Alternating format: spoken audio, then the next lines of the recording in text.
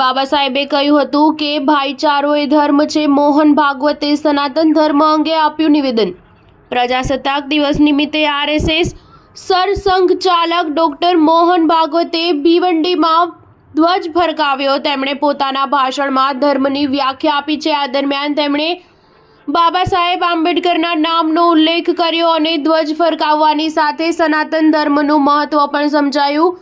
RSS વડાએ કહ્યું કે ધ્વજ ફરકાવવાનો સંદેશ એ છે કે જો આપણે આપણા દેશને સમૃદ્ધ બનાવવા માંગતા હોઈએ તો આપણે ભક્તિ અને જ્ઞાનથી કામ કરવું પડશે. આપણા દેશના રાષ્ટ્રધ્વજના કેન્દ્રમાં ધમ્મચક્ર ધર્મ છે.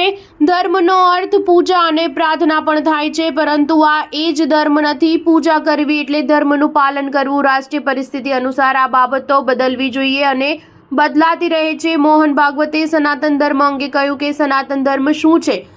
તો ડોક્ટર બાબા સાહેબ આંબેડકરે સંસદમાં બંધારણ રજૂ કરતી વખતે પોતાના ભાષણમાં ધર્મ શબ્દને એક વાક્યમાં વ્યાખ્યાયિત કર્યો. આંબેડકરે કહ્યું કે ભાઈચારો એ ધર્મ છે. આપણો સમાજ ભાવનાના પાયા પર ઊભો છે. આપણો ધર્મ કહે છે કે વિવિધતા એ કુદરતની ભેટ છે. મોહન ભાગવતે કહ્યું કે તમારે તમારા મહત્વનું રક્ષણ કરવું જોઈએ, પરંતુ દેશની એકતા જાળવી રાખવી જોઈએ. આપણે અન્ય દેશોમાં વિવિધતા સાથે ચર્ચાઓ જોઈએ છે કે પરંતુ ભારતનો મૂળ સ્વભાવ વિવિધતામાં એકતા છે. મોહન ભાગવતે કહ્યું હતું કે જો તમે ખુશ છો અને તમારા ઘરમાં દુઃખ છે તો તમે ખુશ રહી શકતા નથી. આ જ વ્યાખ્યા ગામડા, શહેરો અને રાજ્યોને પણ લાગુ પડે છે. જો કોઈ રાજ્ય નાખુશ હોય તો કોઈ પણ દેશ ખુશ ન રહી શકે. આપણી પાસે એવા લોકો છે જે કહે છે કે જો વ્યક્તિએ મોટું બનવું હોય તો તેને સ્વતંત્રતાની જરૂર છે, તેને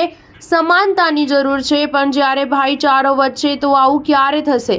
સરસંઘ ચાલક મોહન ભાગવતે પણ કહ્યું છે કે વ્યક્તિ ત્યારે જ પ્રગતિ કરે છે જ્યારે તે ભાઈચારો જાળવી રાખે છે. આપણા રાષ્ટ્રધ્વજમાં રહેલું ધમ્મચક્ર એ આપણો ધર્મ છે. તે ચક્ર બધા માટે સમાનતા અને ભાઈચારાનો સંદેશ આપી રહ્યું છે. તે વર્તુળ બધા માટે સ્વતંત્રતાનો સંદેશ આપે છે. આપણે આ બાબતો ધ્યાનમાં રાખવી પડશે. કોઈ પણ રાષ્ટ્ર ફક્ત પ્રયાસોથી વિકાસ પામતો નથી, સમાજ પ્રયત્નો કરે છે, તેથી દેશ મહાન બને છે. સ્ટાર ન્યૂઝ 7 હંમેશા સચ્ચાઈની સાથે.